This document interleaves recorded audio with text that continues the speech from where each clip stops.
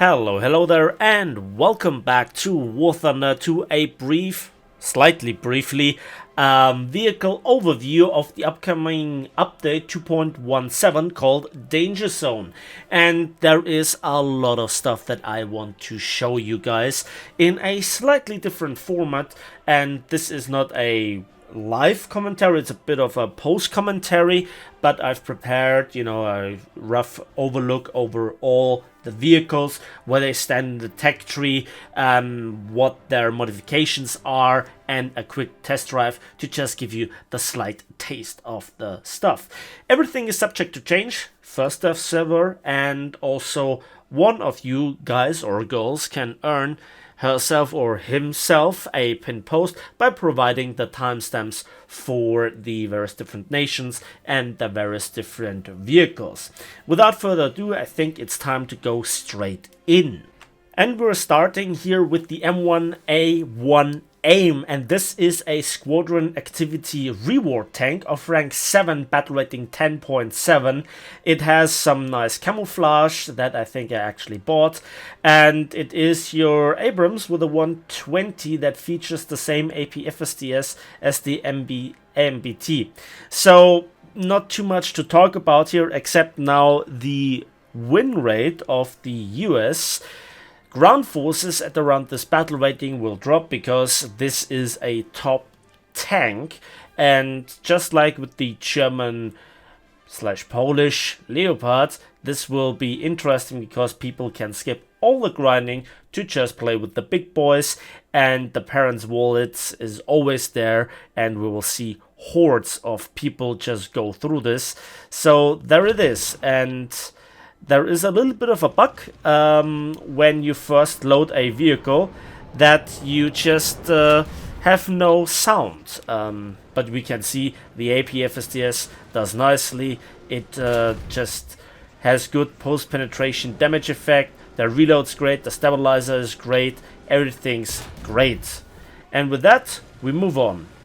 And there it is, the star of the update, the F-14A early, the Tomcat, star of the film Top Gun. And since Top Gun 2 / Top Gun Maverick has just come out, it was time for Gaijin to cash in. And yeah, this is actually something in the tech tree, top of the line 11.3, and it has some really great 3D model and also some fearsome armament, an offensive 20mm that does a lot of damage, lots of flares, and let's see what is that. Yeah, those are AIM-9H Sidewinders. We have the AIM-9 Sparrows, and then especially the Phoenix missiles, and how they work we just shall see in just a moment. You also have some stuff for bombing, which I guess will kind of be abused, but either way, let's have a look into the test drive to feast our eyes on this beautiful jet. I'm not an actual jet fan in general, but that thing looks sexy. I really like it. So a really great carrier start, and this is just how the plane looks in its natural environment, starting from a carrier, and we shall just try what this thing can do. It has great maneuverability, especially also when it comes to turning, and yeah, let's try out some of the Phoenix stuff. Now, sideways, it doesn't always track, so this one misses. The Phoenix is really slow at the start, but it can reach some really high speed, and also it has a very long range and a massive warhead. So you can try this out for yourself if you are in the market for this jet. And obviously the Phoenix is what has long been awaited. Now the Phoenix, the warhead is over 60 kilograms. That is like hitting a jet with a battleship HE shell. And I'm not exaggerating. And it just looks really cool. And yeah, I still have one left. So let's try it out on this MiG-15, which is significantly higher. Radar lock. And missile away. it looks really, really great. And again, in the cockpit view, yeah, just like from a movie. What a plane. I'm actually looking forward to this one. And next is Germany, and here we have the Leopard II from the Panzerbataillon 123, and it is a German rank 6 battle rating 10.0 premium tank.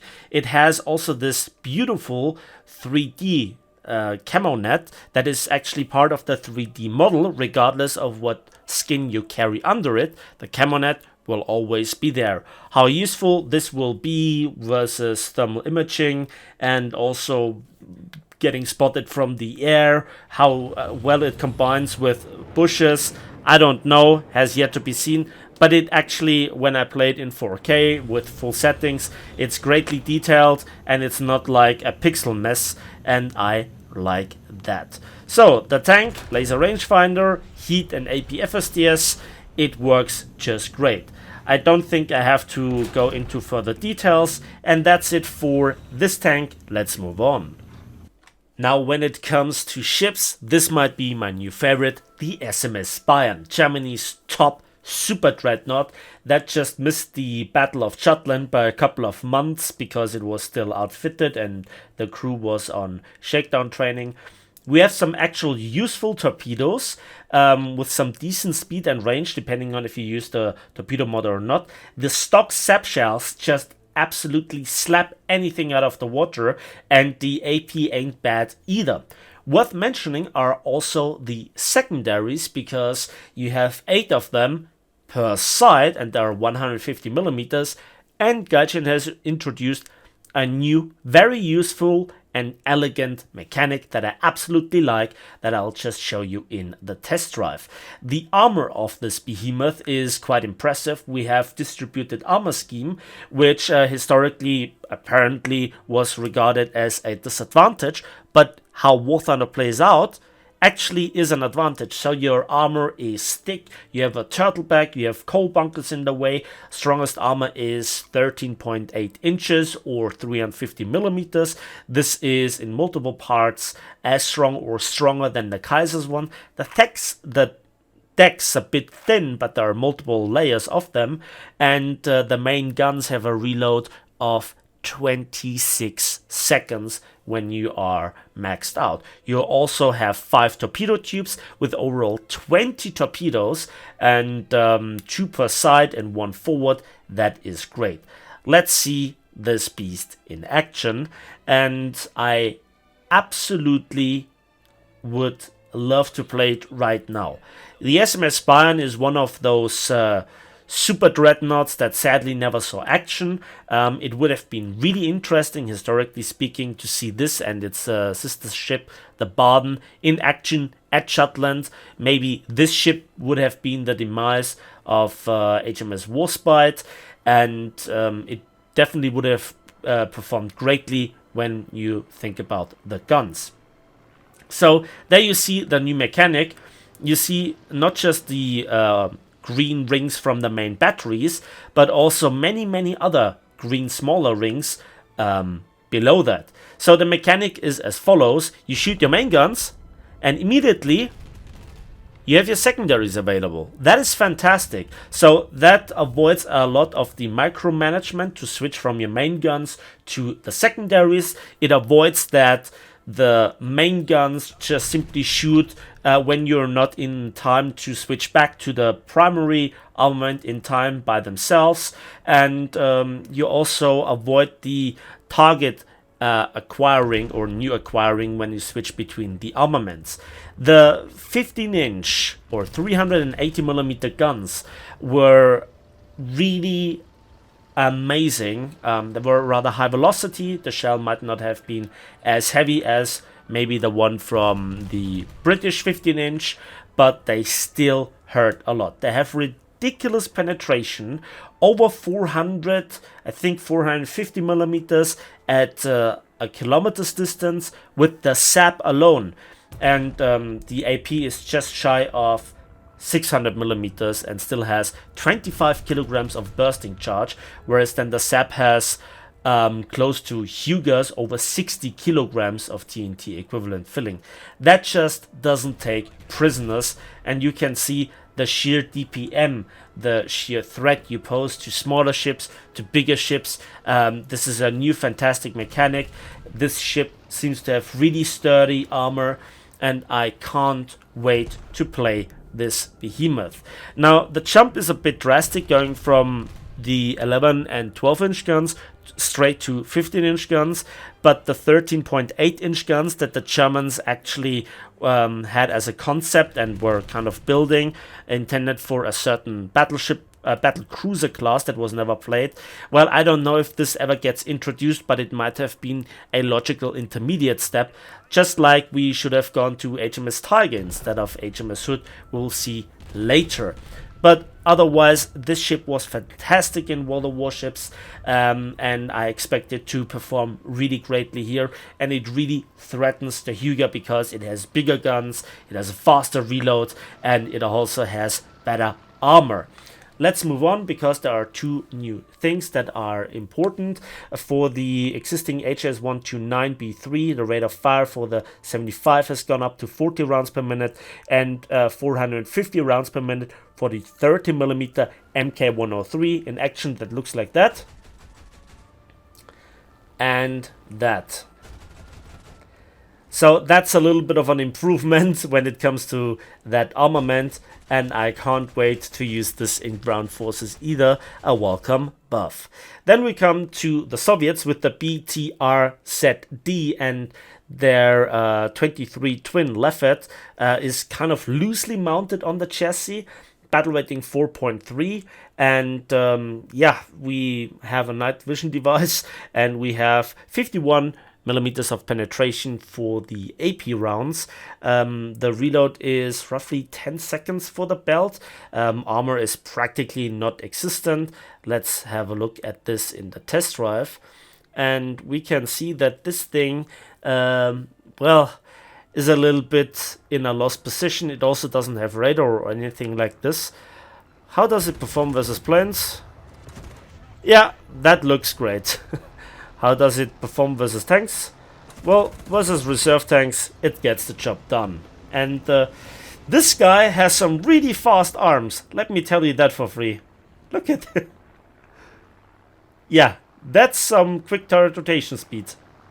Next, we have now new custom loadouts, for example, all the MiG-23s, including the German ones, so you can make your own weapon loadout and edit it at any time, and so you can bring the best features to the battlefield as you choose.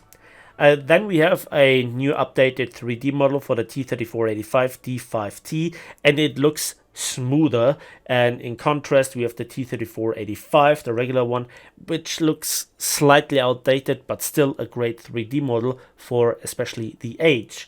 Then we have the Su-17M4. There are quite a few of those planes, but here you also can have various different missiles, rockets, bombs, and that is down to your desire, but no test drive this time. Now, last but not least, we have the Kronstadt, and this rank 5 battle rating 6.7 battle cruiser comes in the left row after the Sverdlov, just before the Poltava, and that seems a reasonable placement. We have the weird thing that the side armor, which is very important, is weaker than both the turret faces, the barbettes, and especially the bulkheads, front and aft.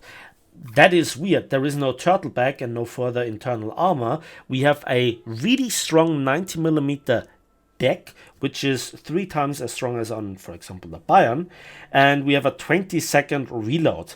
The HE shell with 55 kilograms of TNT is the usual super special Soviet magic, but it's not a SAP round. The AP has great pen, probably the best pen so far, or amongst the best, with 677 millimeters.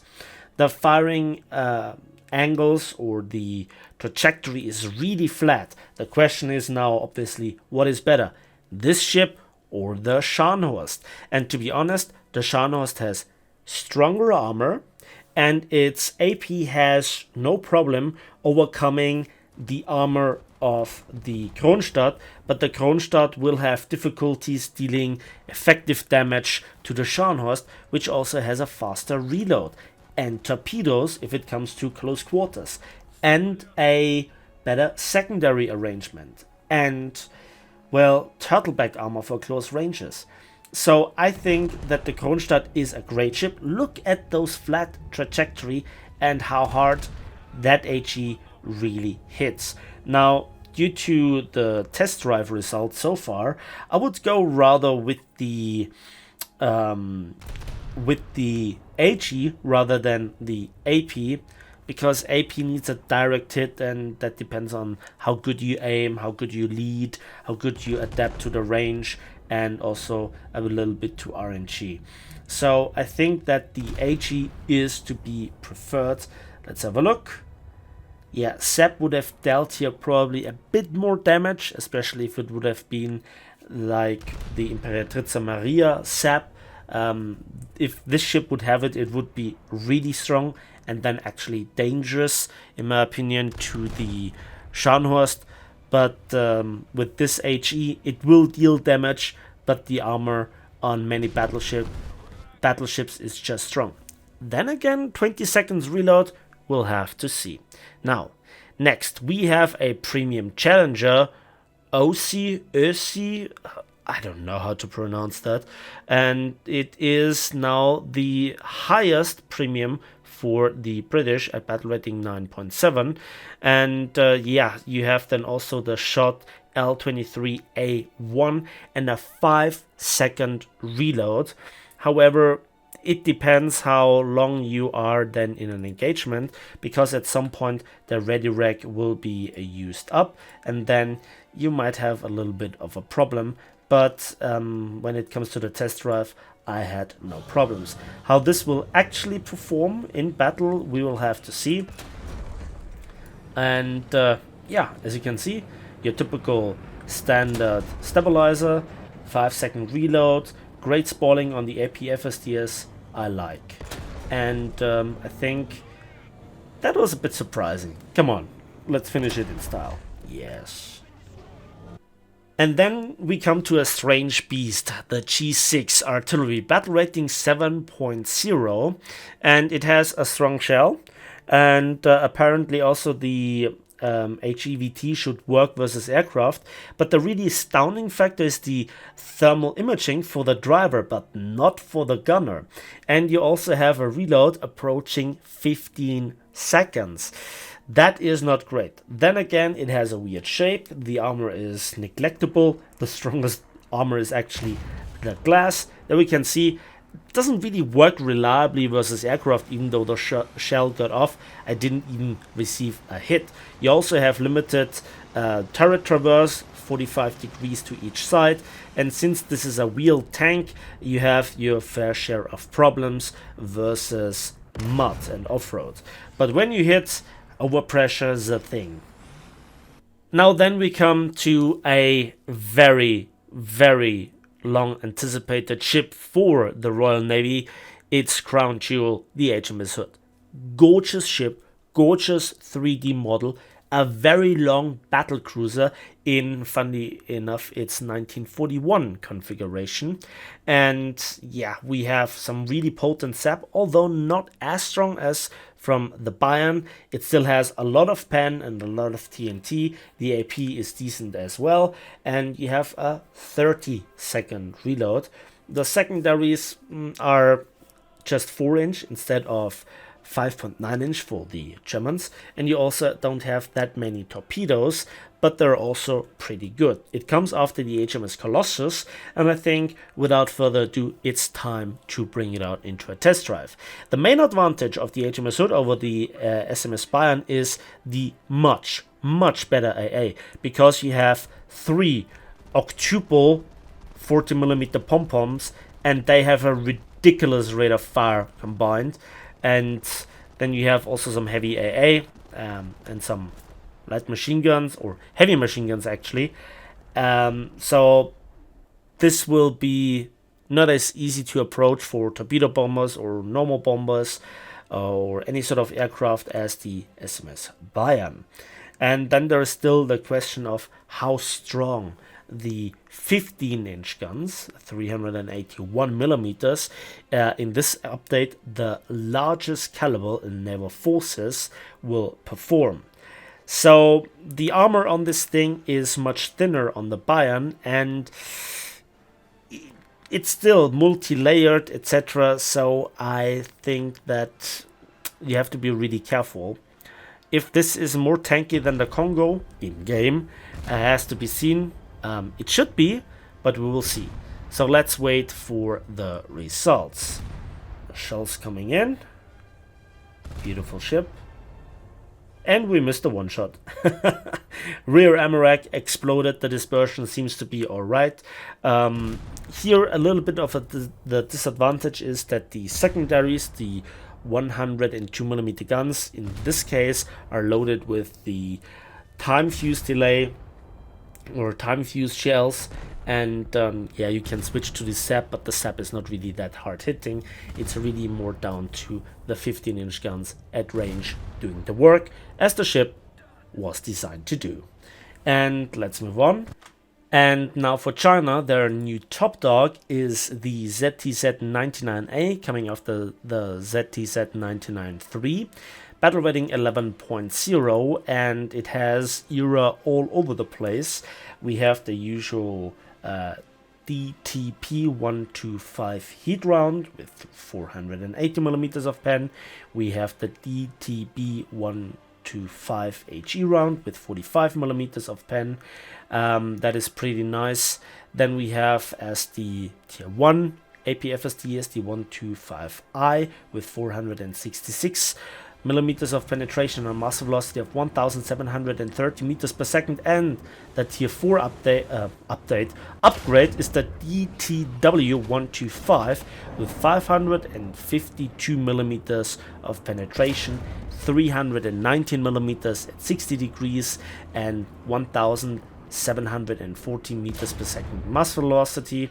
We have thermal imaging, a laser warning receiver, and also stabilizer, you know, all the things that you want at top tier. And I think that's time to move on. And next is an absolute highlight, an absolute smiler, the Delancia 3RO 100/17, battle rating 1.7 Italian tank destroyer.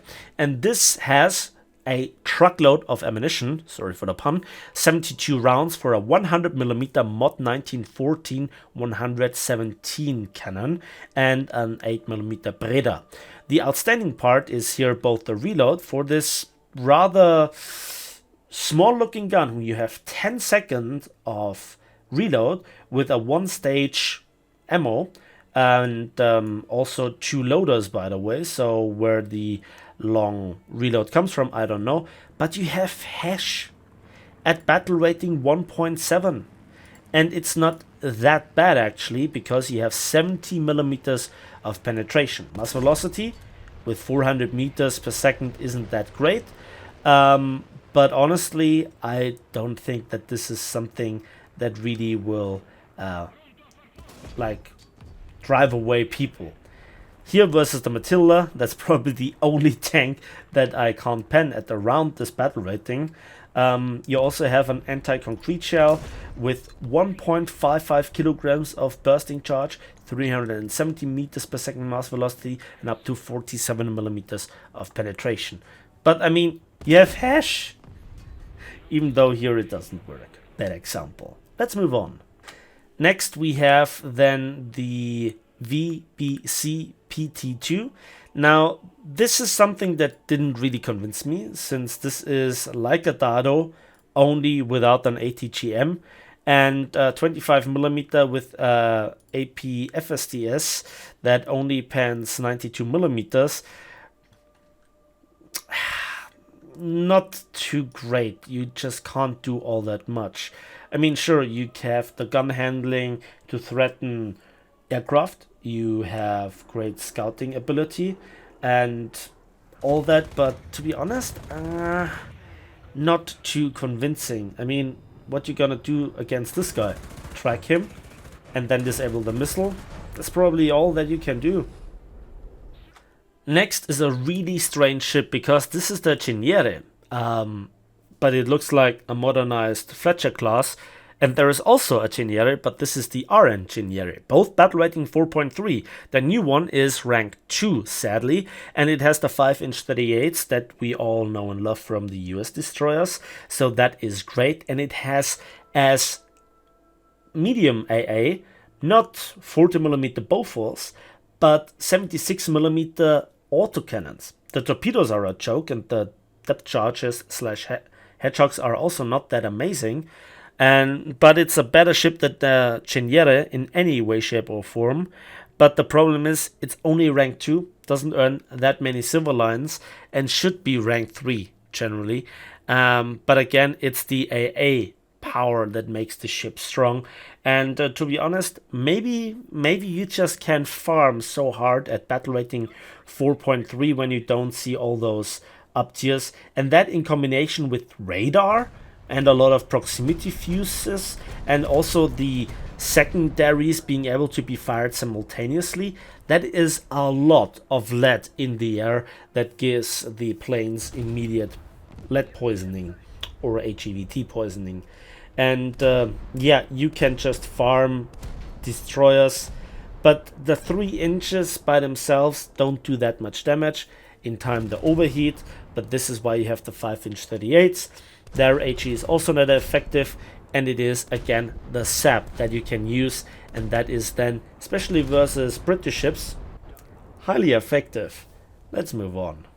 Next are the French with the Mephisto, and this tank destroyer is really cool, especially with this camouflage. You have 4 ATGMs of the hot variety, and overall you have 12. So that means you can launch them, 4 of them in quick succession, and then just retreat and reload them. And how that actually works, we'll see now here. You have no AA or anything like this, only smoke as a defense, but the hot missiles, they do their job. And when you know what you're doing, it's absolutely fantastic. I think the result here speaks for itself. And after the launch is emptied, it actually lowers itself, gets reloaded, and raises back up into position. I think it will be a little bit strange when you get hit when the launcher is actually lowered. It seems like then it's still like there to be hit. If Gaijin implements this correctly, I hope so, but then again, it's Gaijin. Just one more time because it was so cool. 1, 2, 3, and 4. I believe in you. Yes. The next thing is then the Milan. Now, that apparently is an improved version over the Mirage 3E, and it's the first rank 6 premium. We already have 3 rank 5 premiums, but there are 5 aircraft that I previously had to research with penalty grants. So in theory it's good, but it only has AIM-9Bs, only 2 of them, and that at that battle rating. I think this is damned to be, again, a bomb tracking machine. Moving on to Sweden, we get the PVKV3 2.7, and we have a really cool 57mm cannon. Yeah, it's a bit top heavy from the looks of it. Armor really to be neglected. The ammunition also maybe not that amazing. So I guess I leave here the test drive open, and yeah, up to 100mm of pen with the AP. We have an HE, borderline useless, and we have an APHE with much less penetration. So probably not the best thing. Then we have the STRV 122B that actually has now a mine protection, first to be seen in War Thunder, and that is nothing but an additional 30mm plating at the bottom. But if this will help versus missile, rockets, bombs, HE shells, I don't know. We have to see if it actually is effective protection, or if one of those splinters together with overprotection still will kill the tank. And then, last but not least, we have the Israeli tech tree with the Merkava 3B, battle rating 10.0, and it's your, I would almost say, box standard or fresh out of the box standard Merkava. We have the M322 AP FSDS as the AP FSDS at rank 3, and it has decent performance. We also have thermal imaging, laser warning receiver, and yeah, let's just see how it performs in the test drive. But honestly, it's a Merkava. We have already quite a lot of them in the game, and the armor protection, not that great, but great post-penetration spalling from the AP FSDS. And yeah, the coaxial 50 cal should be better roof mounted, but that's just one of those things. And last but not least, T10M kill, because why not? Let's move on. That was the brief vehicle overview in the dev server for the update Danger Zone, and there was a lot of stuff in it that I absolutely like. Again, link to the preliminary update changes in the description down below. Everything is subject to change, but I'm looking forward to a lot of the stuff, especially the SMS bar. And that's it for me today. Thanks for watching, thanks for listening. Please give this video a like if you did, subscribe if you want to see more, and as usual, we will see each other in the skies, on the battlefields, and on the waves of War Thunder.